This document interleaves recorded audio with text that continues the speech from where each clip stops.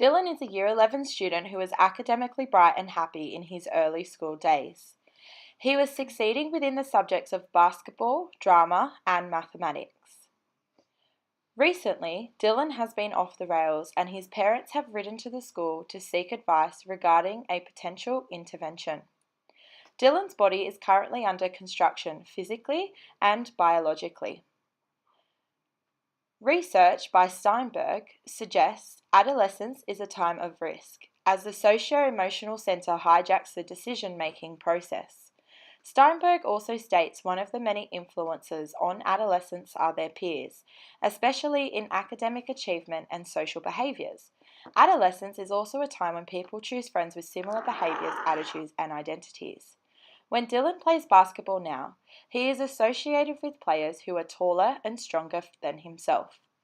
Therefore, Dylan is struggling with a negative self-image due to later maturing than his schoolmates. Rikaturku has stated, when a negative self-image is produced, negative behaviors are produced, such as substance abuse. Late maturing boys show evidence of problems in alcohol and substance abuse, delinquency, lower grades in school, and deviant behavior. Musson and Jones has stated during adolescence there is a higher emotional negative reaction over other choices, as well as the adolescents, in this case Dylan, looking for sensation seeking and overcompensation for his physical imbalance to self-harm. There are a few strategies that can be looked at for Dylan when trying to cope with his negative self-image due to late maturing. Research by Erik Erikson suggests it is important for an adolescent to understand their identity and work through the obstacles handed to them. Teens need to develop a sense of self and personal identity, as success leads to an ability to stay true to oneself, while failure leads to role confusion and a weak sense of self. As stated by Langford and Bonnell, it would be appropriate to focus on the wellbeing framework for schools, as this improves the students' wellbeing as well as academic results. This framework bases the outcome of the student to connect, succeed, and thrive. Another strategy would be through a character-based exercise on the VIA Character website to express Dylan's top 5 character strengths. Dylan will have strengths in leadership skills and group work from his experience in basketball, as well as his ability to speak coherently to an audience with his skills he would have gained in drama class. The school would be able to create a role for Dylan to include him in the basketball activities. This could be as an assistant coach or referee. There are a few negatives that may be encountered when trying to help Dylan succeed. These consist of Dylan having the right attitude when it comes to participating in these activities, as well as Dylan being able to see past his negative self-image.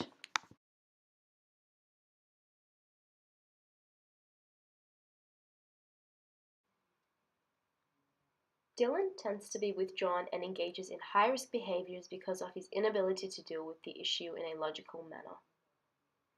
There are various factors for his inability to think logically, and it may well be out of his control. This is because Dylan's perspective is clouded by his negative emotions.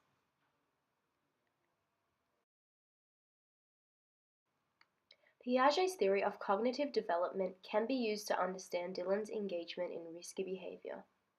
For example, Piaget suggests that adolescents are still developing in their ability to think maturely.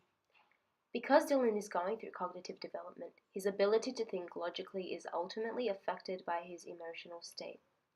As stated by Johnson, an example of this is something called hot cognition, which refers to conditions of emotional arousal or conflict.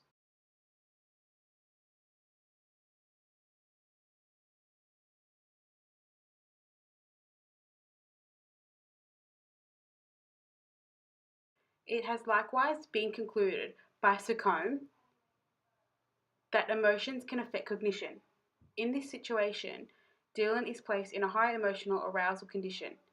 Dylan's situation can be more clearly understood through a cognitive and biological approach. According to Johnson, evidence from a study suggests that the prefrontal cortex of the brain still undergoes development until the early 20s or earlier.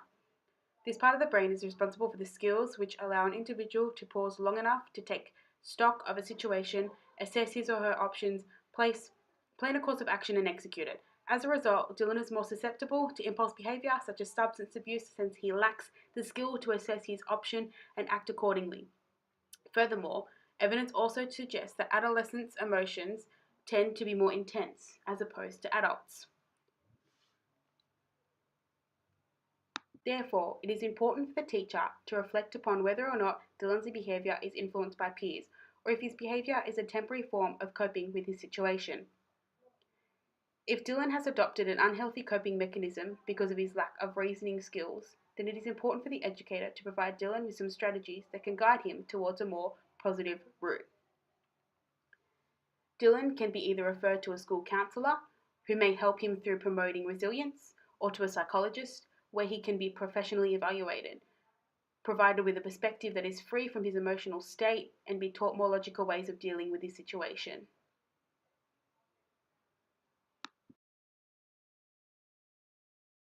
The physical and cognitive development problems that are affecting Dylan are also, unfortunately, affecting his social development. Dylan no longer associates with prosocial peers, and he is performing poorly in all of his subjects except for drama. Erik Erikson was best known for his theory on the social development of human beings, and he coined the phrase identity crisis. He believes that childhood is important in personality development. 8 stages need to be completed, allowing each person to confront and master new challenges. If stages are not successfully completed, they may reappear as problems in the future. Dylan was late in maturing compared to his peers, so unfortunately this step was not completed. Now it is becoming a problem within his everyday life, highly affecting his social development. Steinberg and Monahan believe that peer approval is the primary factor contributing to adolescent tendency to make risk decisions.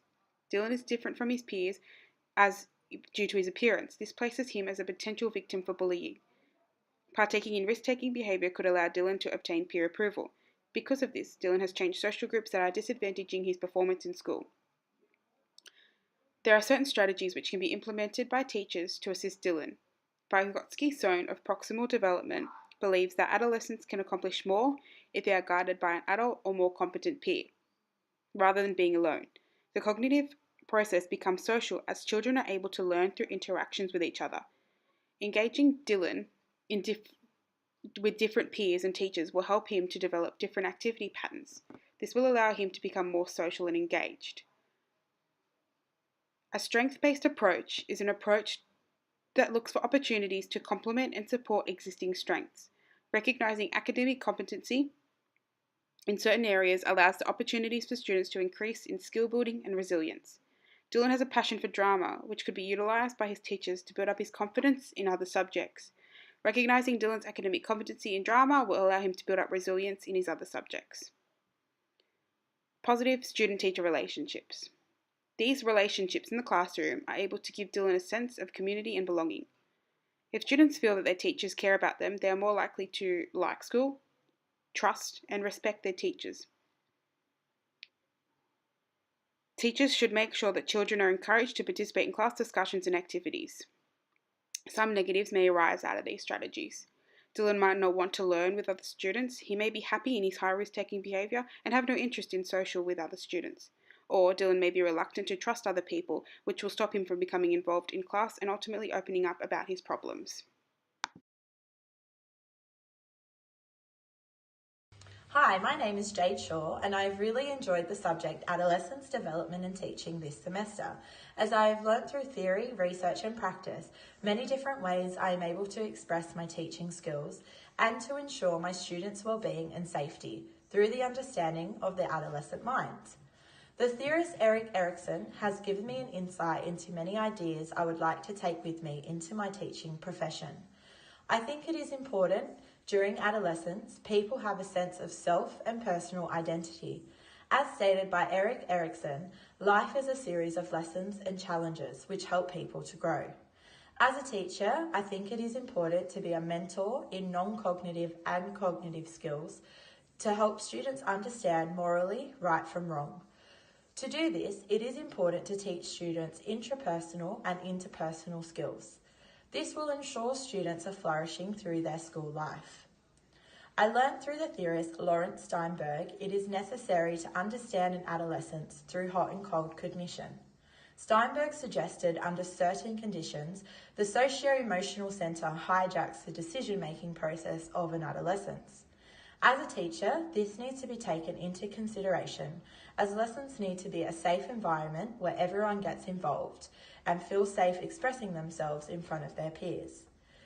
To develop this further into my teaching KLA of history, I have come up with a few teaching strategies to ensure an inclusive, safe and happy classroom atmosphere.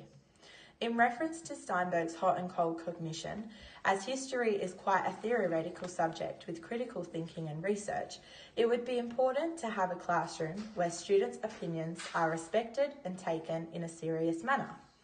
I will ensure the well-being of a student is addressed where necessary, by using the Castle framework to help students understand and manage emotions, to set and achieve positive goals, to feel and show empathy for others, to establish and maintain positive relationships, and make responsible decisions. I will have a collaborative approach between colleagues, parents, and students to have a positive working experience together. By further research through Erik Erikson, I will be an understanding and knowledgeable teacher for the future generation. Over the course of the unit, I have learned a lot about the development of adolescence and how it is influenced by biological, cultural, and cognitive factors. It is important for me to have an understanding of these in my classroom. Before this unit, I never really thought about the working memory and cognitive load of adolescents. Becoming aware of how adolescents are affected by cognitive load will help me in my future as an English teacher. When teaching complex materials, I will be able to eliminate extraneous load. For example, when students are studying a novel, I would implement group work or class reading to help them learn. This can be done through Vygotsky's zone of proximal development, as he believes that cognitive process of adolescence are social. This allows for high level of interactivity and shows that adolescents can accomplish more if they are guided by a more competent peer or adult. The theories that I have learnt throughout this unit will be carried with me as a high school teacher. Piaget's theory of cognitive development will help me in planning lessons. Teachers can accommodate for the learning level of students depending on their ages. If students are still moving from the concrete to the formal stage, teachers need to understand what they know and what they need to know in order for them to move positively to that stage. For a KLA, a Mine's English, that is so theory-based, there needs to be intermissions within classrooms to help break up all the writing. Classroom education games can be implemented to regain back the focus of the students. They will still be learning, but it won't be as hard on their cognitive load. I must acknowledge that there are many outside factors that will influence the way that I teach and the way my teaching practices are made. My teaching practices need to be adapted to meet the specific needs of every single student in the classroom. The unit's content and its associated readings have contributed to my understanding of the minds of adolescents. For instance, through close study of the textbook, Adolescence and Emerging Adulthood, I have become familiar with the cognitive foundations of adolescence. Through reflection upon Piaget's theory of cognitive development, I have learned that adolescents are constantly undergoing cognitive development as they grow older. This is emphasized by Arnott. According to Piaget, this means that as adolescents develop, so does their ability to think in complex terms. This allows for critical thinking of adolescents and plays an important role in learning. As adolescents go through cognitive development, I have understood that it is important to avoid issues related to cognition. For example, one issue is the redundancy effect. This is where students are provided with information that is redundant and results in poor learning. By studying this cognitive load theory, I have learned that as an educator, I must avoid presenting long and unnecessary information in my lessons. Instead, I can organize lessons where I will present them with dot points and successfully explain these points further. This will allow students to view textual information in small parts while the teacher further explains the points with more detail. This will ultimately result in a more positive learning experience. By considering cognitive load theory, I will become an effective educator and will ultimately see a positive difference in academic outcomes of my students. According to various studies, in order to avoid the redundancy effect, the suggested teaching method is one which provides students with complementary learning information. This is emphasized by Lewis. My understanding of the redundancy effect and its impact upon students' learning is something which I will bring along with me to my teaching profession.